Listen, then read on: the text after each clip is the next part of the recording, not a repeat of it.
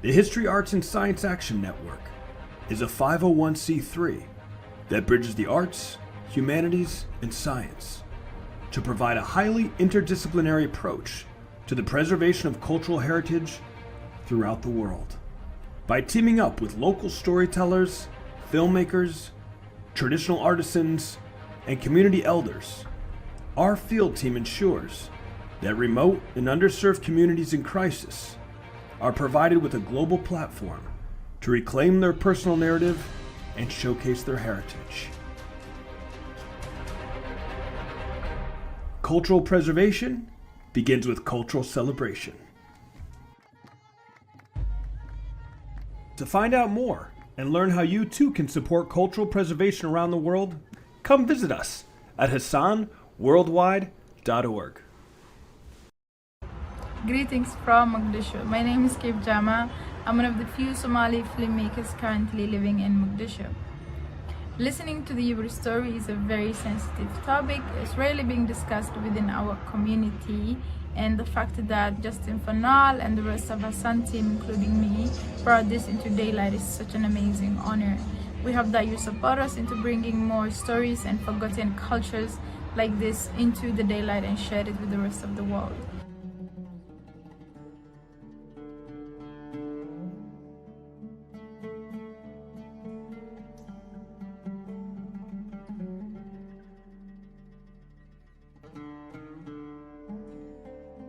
This is Camp Laden, a site for internally displaced people, also known as IDPs, just outside of Dolo, Somalia, only a few miles from the Ethiopian border. While it saw the arrival of over 14,000 residents since its establishment in 2022, it is still considered one of the smaller campsites in the region. As drought threatens to sink Somalia into the worst famine in over 40 years, over 1 million citizens have fled their homes and are now living in IDP camps. To reach the largest and most secure camps, many Somalis make a treacherous journey by foot that crosses hundreds of miles and can take weeks to complete. Sadly, many children and elderly die along the way.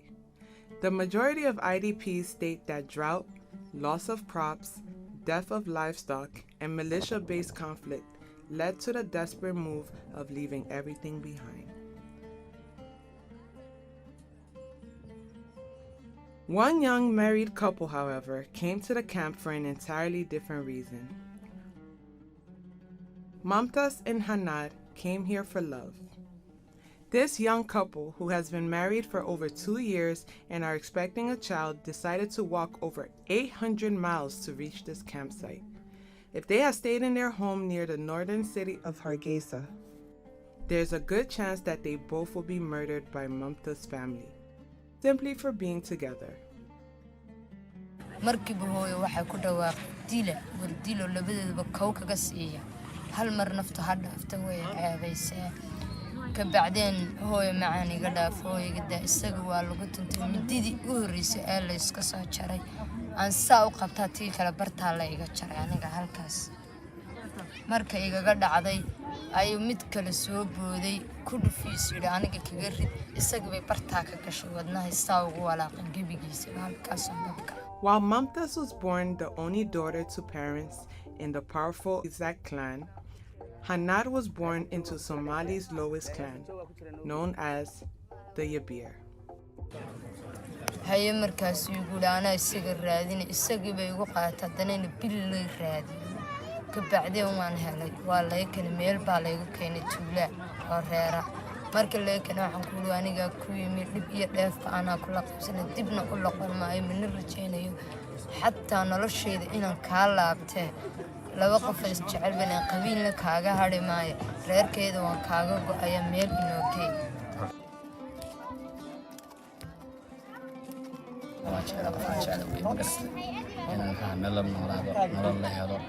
dhaqaalana ma haystee dad dhaqaale helana maxaa maalgelin maalgeliya waxay aan dadka igu caawiyaan inaan noloshooda meel fiican gaarsiino jeclaan.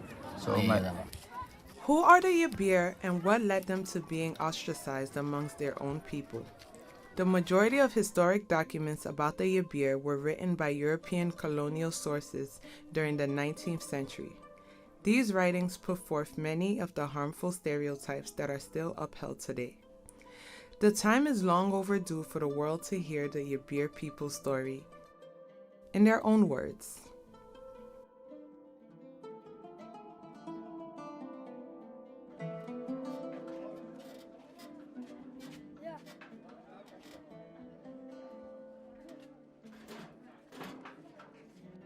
Before learning from the Yibir, one must first understand the rich history of Somalia. Somalia has close to 2,000 miles of coastline along the Gulf of Aden and Arabian Sea. For thousands of years, the coast has been a land rich in trade and luxurious exports. Both the ancient Greek and Roman seafarers referred to the area as Regio Aromatica, the region of aromatics, due to its abundance of frankincense, myrrh, and other fragrant treasures, whose value were at one time on par with gold. To this day, the majority of the world's fragrant resins are still sourced from the Horn of Africa. Of its many ancient kingdoms, Somalia is best known as the home of the fabled land of Punt. Records show this rich seafaring kingdom traded with the Egyptians as early as the 25th century BC.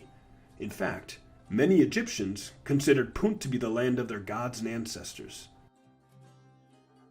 In 1493 BC, Pharaoh Hatshepsut launched one of the most ambitious expeditions in history when she sailed in search of Punt. While the two kingdoms had been out of touch for several hundred years, Hatshepsut made finding the kingdom and re-establishing a system of trade central to her legacy. Hatshepsut returned her capital with boatloads of astonishing treasures: gold, ivory, ebony wood, spices, shorthorn cattle, and of course, frankincense and myrrh. Images showcasing the treasures of Punt can still be seen on the walls of her temple to this day. Also featured at the site stand two frankincense trees that the Egyptian government claims to have descended from trees that Hatshepsut brought back from the land of Punt. Today, the Somali region of Puntland lends a namesake homage to its geographical ancestor. The land of Punt remains one of the most celebrated kingdoms of antiquity, and its inhabitants were some of the wealthiest traders in the history of sub-Saharan Africa. If Punt was located in Somalia, then who are the descendants of the Puntites? The majority of modern-day Somalis do not believe they descended from the people of Punt, but from a much more recent group of inhabitants. On March 7, 2023, Mumtaz gives birth to her first child. The child is a girl and is given the name Kaif. The new parents are able to gather some small money for supplies to feed and clothe the baby. Hanad also gets fruits, vegetables, and eggs, which he sells from a table in town. The new family is willing to do whatever they can to survive. While it would seem logical that within IDP camps everyone is equal in their misfortune, Yibir people and mixed clan couples are still targeted for violence, abuse, and are often last in line to have access to incoming supplies and aid.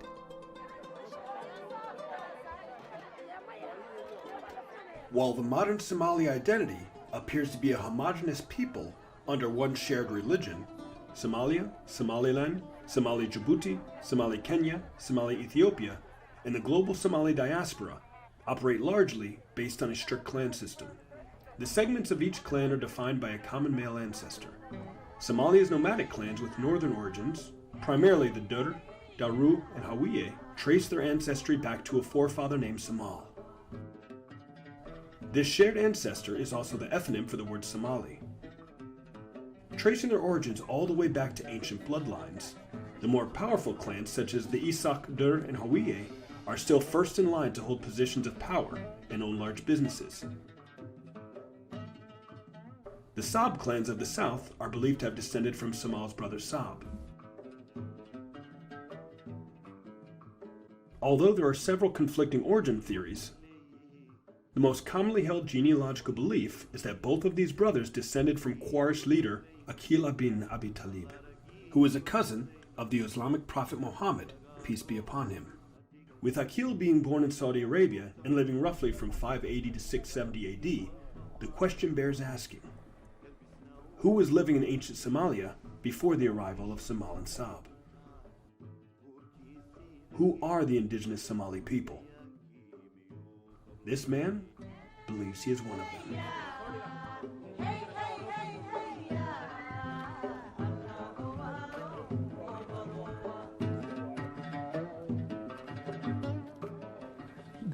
waxaan boqor Axmed Kin Axmed Imaan Warsame boqorka geeska Afrika ayaan ahay minority-ga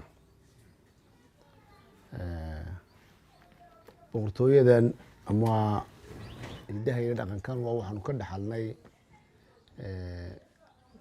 aabahay baa ahaa ugaas aabahayna wuxuu ka sii dhaxlay uun moogtahay aabayaashii awowayaashii waxaan waa wax aan iska soo dhaxalnay waxayna muujinaysaa arrintan aanu xidhay waxaanu nahay dadkii waddanka the First Nation loogu yimid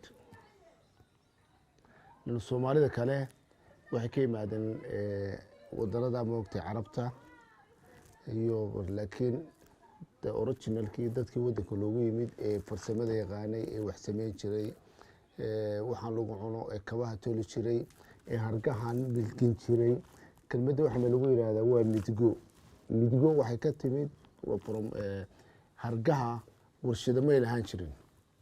The Yibir are part of a larger group of subclans, which also include the Migdan, the Tomal, and several others. Collectively, these clans are considered to be outcasts or untouchables as they traditionally perform tasks that higher clan Somalis at one time considered to be menial. These trades include metalworking, leather tanning, hair cutting, and hunting.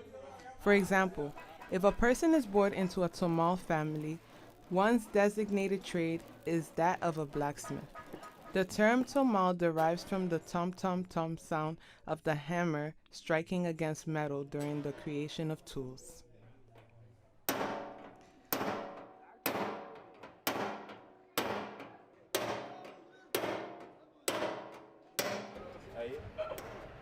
أنا علي محمد هذا أنا شقية وكان قالوا كانوا صوص صار ما نبغى وحياه يقضي وكان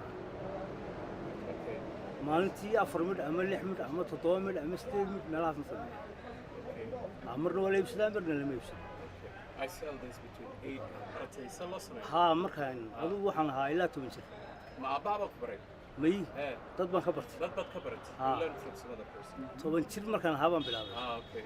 ساشقده ودي إلا مكان واحد مرة يدور يا فرط. كمان ساقط معه. إذا تبقى لو عديه وكان لو قاتيه يا مركع عذاث الله صبح حتى برتاحنا. مش عم بترتاح. براسنا. دي له هيدا. هو اللي ممكن في سميقان كأبور ريا. أيوه. أنا جاي يورين كالكافرية. أنت يدوا أول سكاشنا. كل بيحين اللي جيش دوما كقالوا ذلك صورها.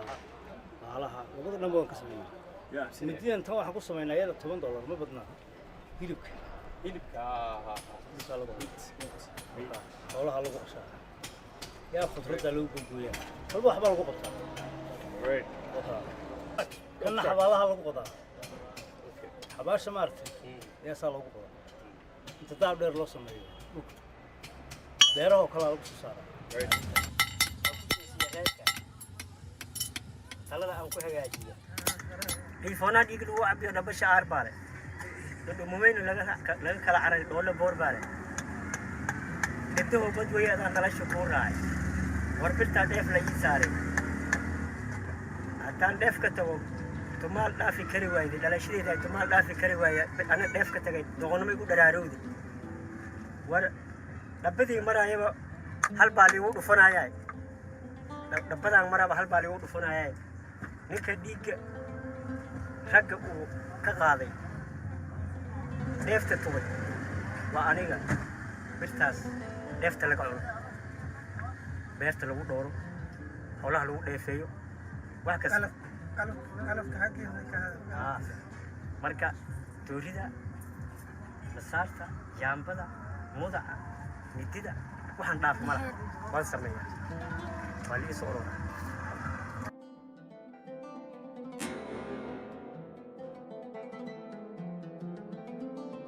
While the traditional trade of the Tamil people is still seen as useful, even in modern Somali society, the role of the Yibir is far more subjective.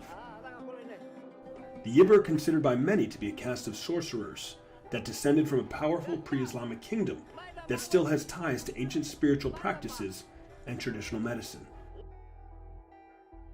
Some genealogists believe that the Yibir descended from a tribe of ancient Jews. Comparisons are drawn to Ethiopia's Beta Israel. The Beta Israel inhabited over 500 villages in the Amhara and Tigray regions of Ethiopia for centuries, before largely relocating to Israel in the late 1970s and early 1980s. It should be noted that all members of the Yibir community who were interviewed for this project strongly deny this association and believe this misinformation is a central reason they are targeted by their fellow Somalis.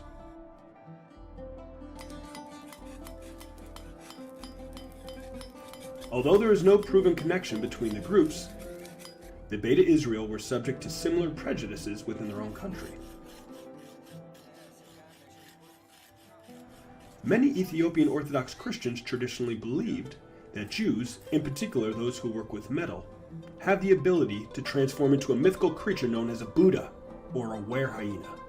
Even today in the city of Gondar, small pieces of hyena fur are sold to be worn as an amulet for protection against the Buddha, who some still believe will visit you when you are sleeping and drain your life force. Even though the Beta Israel has been gone for more than 40 years, the prejudice still remains.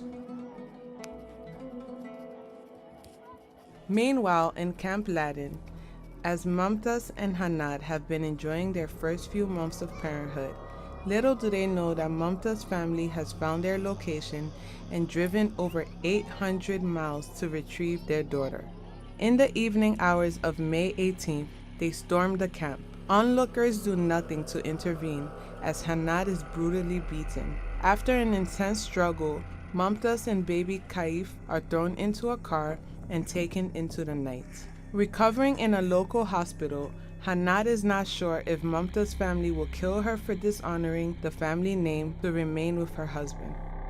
His deepest fears are for the newborn child's life, as the infant is what connects Hanad to their daughter. He fears the family will murder baby Kaif to symbolically destroy a union they see as unclean and a shame upon their family and clan. At all costs, they must break the spell this Yibir man has cast upon their only daughter.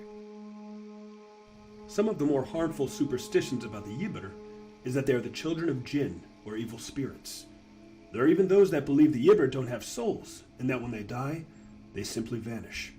The most commonly held stereotype, they have the power to release an evil curse on a newborn child or newly married couple. This is why traditionally, some Somali families, upon giving birth to a son, will seek out a Yibir and pay them a small fee for an amulet known as a samayo, or a birth gift.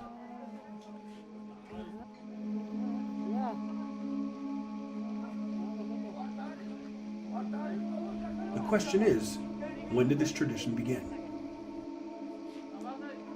Community leader Sultan Ibrahim Kabdi Hussein offers a deeper look into this history. waxaa la qaban jiray dowladnimo meesha ka dhisnayd dowladnimada ka dhisnayd waxay ahayd midda waddanka soo xukumi jirtay bay ahayd markaa qarniga la joogay mid xukumi jirtay bay ahayd marka dadkan waxay kamid ahaayeen dadkan imikana lagu sameeyay imika dadkan dambe isleelangadiyay makaraana loo oran jiray joonka loo jiray makaraana loo oranayay makaraan baa loo oranayay marka waxaa kamid ah makaraanka loo oranayay sayna askarta dambe ugu qabsan gabadha la guursadayay waxay ku xidhan jirtay qoorta ka yarna waxa loogu xidhi jiray halka gacanta loogu xidhi jiray ciidanka dambe ee soo maray si aynan u weydiin in la soo maro laga qaaday inay ogaadaan marka dawlad dhisan oo awood labay ahayd Yibir waxa la yiraahdaa af Axmaari bay ka timiday afka Axmaara la yiraahdaa Amaari Axmaara ay ka timiday Yibir ma waxa way gibir baa la yiraahdaa ayaa Soomaaliga la yiraahdaa dadka gibirkii bay kari waayeen gibir waxa la baxayaa kolka la gooynayo beeraha oo kale guryaha oo kale shubankan la jaraya baa la yidhaahdaa gibirkii buu bixinaya marka cashuur buu bixinayaa soo maa waa cashuurtii buu bixinayaa weeye tan gibir tii markaa axmaariga ahayd axmaar markay qabsatay bay axmaara maxay samaysay waxay yidhaahdeen gibirka qoladii gurisay baa lagu soo duulay eeg waxaa eeg qofkii markuu ilmaha dhalo dee cid noo jeekay kira jir satellite kumaynan eegi jirin ismayna soo diiwaangelin jirin noomay lahayn MCH soo garan laga ogaadayna dhasheen kale waxaan oran jirnay qofka ilmo inaan u dhasho ee keeni waaya xanfalay baan ku sallidina xanfalay baan qaadaysa u dhimanaya marka waxa bay belief gareysnaayeen marka markuu inanku dhasheega noo keeni jiray lacagta marka wana kuna si rasiidka looga meesha xagga ugu xidhi jirnay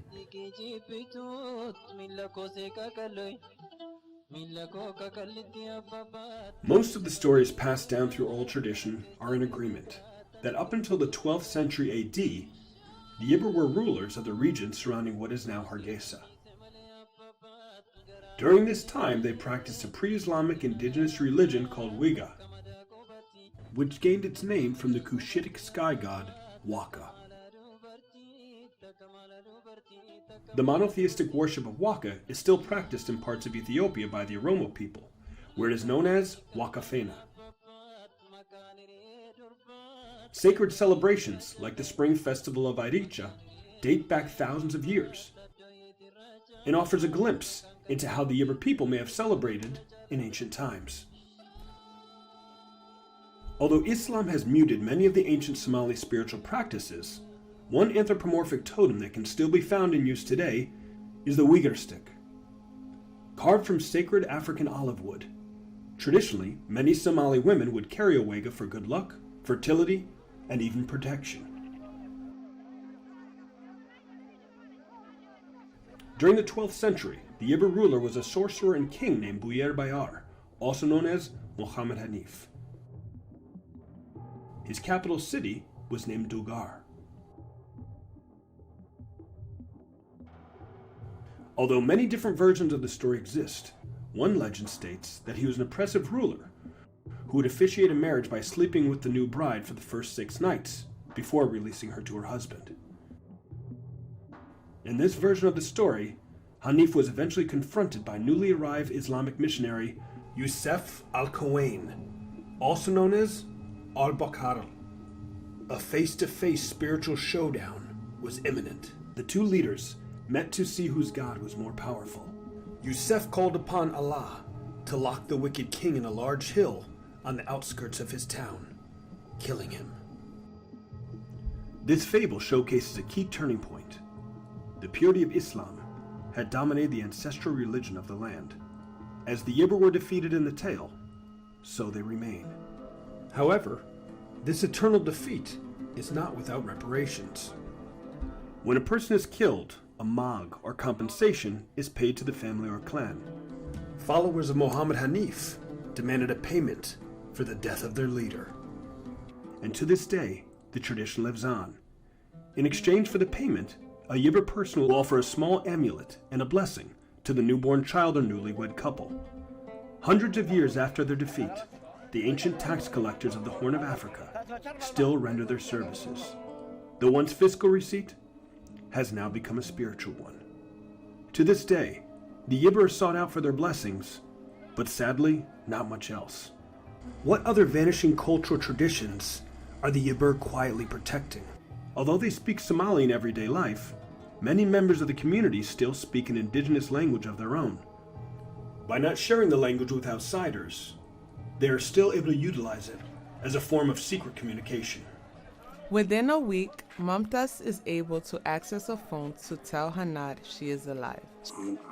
Inshallah harajeyda inaan mutaas doono oo Hargeysa doono inshallah hadii Ilaahay ka dhigo aan tago Hargeysa 3 habeen baa loo sii socday inta la sii jeeday dana afrahayn daawad badan iyo wax kasta waa la kulmayaa mutaasna heerkooda ka haystay oo Hargeysa la tagay ilmi yaraana xaafad bay siiyeen waa la soo sheegay codkeedii xeedar dhawaan maqlay waxaan inshallah rajeynayaa inaan soo ogaado inaan wax kasta meesha ka dhacaya ilmahayana soo ka haysto oo aan soo badbaasiyo codkeedina waan maqlay intaas waana ii soo duubtay lambarkeedana waan helay meeshay joogaan iyo wax ku nool yihiin baan la socdaa inay guri ku xidhan tahay oo iyaduna guri ku xidhan tahay waa la ii sheegay marka insha Allah waxaan rajeynaya inaan ka daba tago oo aan gacanta ku soo dhigo ilmahayga haddaan soo badbaadsan waayo noloshayda wallaahi.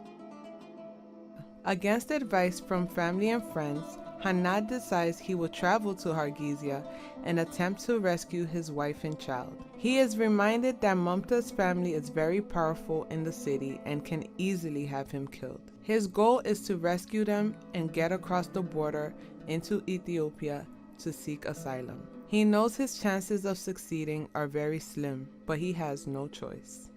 While many of the older Somali generation may undermine the Yibir, the Tomal, and the Midgan people in their fight for recognition and equality, a population of Somali youth are eager to embrace their countrymen and leave old prejudices in the past. There are a lot of clans, but the whole clan, we are from Somali. But the sub-tribes, the sub-clans, so my clan is Isak. Yeah, if you ask me, the sub-clan is Habrawal. I'm from Habrawal. They use like some words like Gaboy, they like use it Yibir, and I'm sure they are the origin person. They're from here, yeah. Like the Red Indians who used to live in America. They're in a minority. They like as I heard from my grandfather's granddad. Like when you see them, you have to remember that they don't share same thing. You don't. They just say you don't have to eat with them. Just say why? Why not? It's just some guy like me. He doesn't have a name on his face. They're in a minority. They don't get married. We don't get each other married from them as the culture. Because if I love, if I make a relationship with a lady or I got one to marry another tribe, then my family is gonna, first thing they're gonna ask me that my family is which tribe. So here the tribalism is so bad. You have to know the guy or the girl you're making that relationship with it. It is family, it is tribe. So if if you are in the same tribe, you can get married. If it's another tribe that your family doesn't need, they're like minority people, you don't have to get married from them. You could make a date, but you cannot get married. The date is gonna be secret. So you making secret date. In Somali, we make secret relations. But when it comes to marriage, you cannot. It's not allowed. It's not allowed. Yeah. But in my idea, I don't believe that, because we're the same people. We have same religion, same color, same ethnic group. So we're just Somalis. I don't really like to divide people. But inshallah, we will get united one day.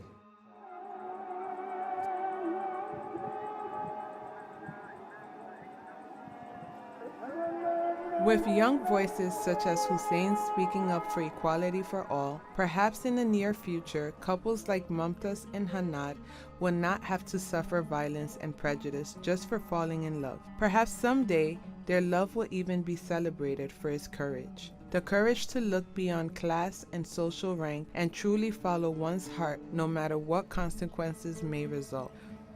When Hanad reaches the border of Hargeisa, he is told by friends to remain on the outskirts or risk death. With the help of friends, Mumtaz escapes her family and finds the house where baby Kaif is being kept. At 2 a.m., she arrives to demand her child back.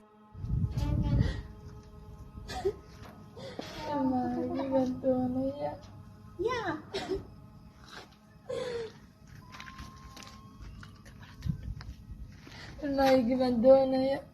ilmo maxaa yaraada? Kii hooyadaa soo qaaday maalintii habeenkeeda reerkeedii dilayeen. Nawaaba kuma garanaya iga jooxay ka tahay. Walaal macaan ilmahaygi baan doonaya. ilmo maxay markaa? ilmahay hooyadaa gaashatay hooyaday siisay. Nawaaba ilmo garanaya anigu inaad meesha ka timaado kuma waxay sheegaysaa. Ay gaxlo walaal. Ay gaxlo walaal oo ku baraya ilmahay. Xamda ay soo tilmaamtay. Xamda dunyada inta gurigeeda joogta albaabka iga furtay. gurigeeda joogta waata. gurigeena markaa waa imaanay ku garanaya baan. Ma garanaysid laakiin ilmahaygi baa jooga. yaa ku waa ilmahaygi baa jooga. Xamda maxaa ku garanaysaa in ilmahaygi jooga? After brutal negotiation, Mumtaz is able to take back baby Kaif and immediately goes into hiding. Both Hanad and Mumtaz decide to stay in separate safe houses for a few days. They arrange to meet right at the Ethiopian border in a few days. They both fear that one wrong move will get them caught and could mean death.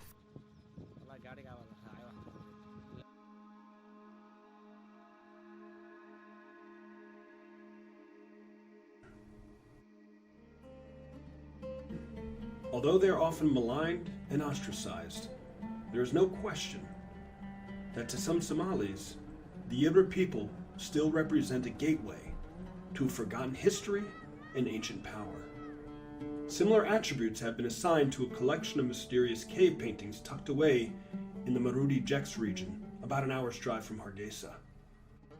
Las Gel, or the Camel's Well, is an archaeological site that contains some of the oldest and best preserved cave paintings on the continent of Africa.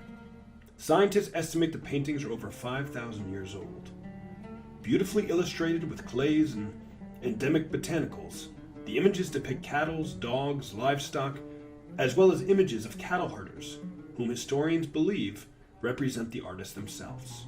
Some historians believe that the cave paintings at Las Gel portray a key moment of hunters and gatherers transitioning to farming pastoralists, while others believe it displays something far more sacred.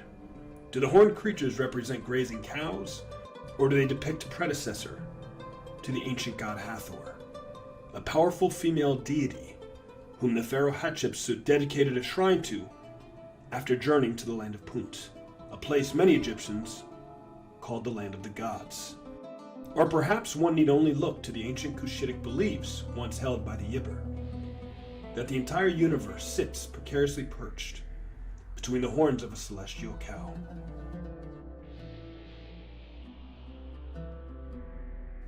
The Yibir may be the only people living who truly know the Horn of Africa's oldest secrets. The question is, if they finally decided to share them, would anyone be willing to listen?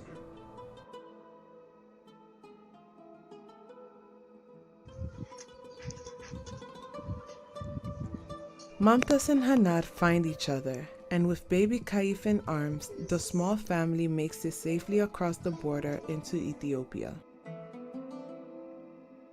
Here they are granted asylum and permitted to take up residence in a small, undisclosed village. While they do not know what the future will bring, for the moment they are safe. Safe to love each other and raise their child. والله في عمها هي كورن nolosheena iyo sidee ku noqonaysan dadkan daba socda ee naga hari waayay aan jacayl qaba ka aqoon ka warqaba حبيب dadkan daba socda waa jaahiliin jacaylna waxba kama yaqaanaan waqtigan hadda la joogana qabiil waa laga baxay marka jaahilnimo iyo danyarnimo iyo daciifnimo ayay noo erinayaan وجعشنا ولقى محها ميل أيجا أدي لما يجي فوقاتي وابن كتشعلهاي ديكي يدو حيقاد راعي سيد أبنو كتشعلهاي ورشادو كفرح سنة معاني قرار أنا كتشعل جيريمو يعني أنا كلا تمشي أنت نالها dadka markasta waa qabiil baa dadkan isku wareegayaan qabiil baa la isku yeesaya ma qura tahay qabiilka inaan ka baxno marno haday meel fiican ka aadno ha hadeen maxay tahay dad ina gacanta noloshan adag inaga saarahayn helno oo noloshan dhaataan helno meeshii nagu eeriyanayaan wax inaga fogeeya hadeen helno ha waa naga haraya insha Allah waxaan jeedinaa inaan noloshan isku bedesho maxaa dalbaysa adduunyanaha waxaan leeyahay inaan nololkan dhaatan la gelisaan anigiyo xaajigayga iyo ilmahayga aan si dhabo jecelahay inaad nolosheeda iyo nafsadeeda noo badbaadisaan waxaan ka codsanahay inaad hooy aadna siisaan meel aan ku noolaano noo raadisaan dhaqaale haddii tahay meel aan seexano aan ku noolaano oo waddankana ka fog si aan ugu badbaadno labadeen ugu badbaadno si aan u badbaadno haddana waxay noo soo ninkayga iyo ilmihiisa haddana waxay noo soo kordhay ilmo labaad way noo soo kordhay hadda markaa saddexaalaan nahay hadda afaraale ayaan noqonnay ilmaha afraad bay noloshuna way nagu adag tahay insha allah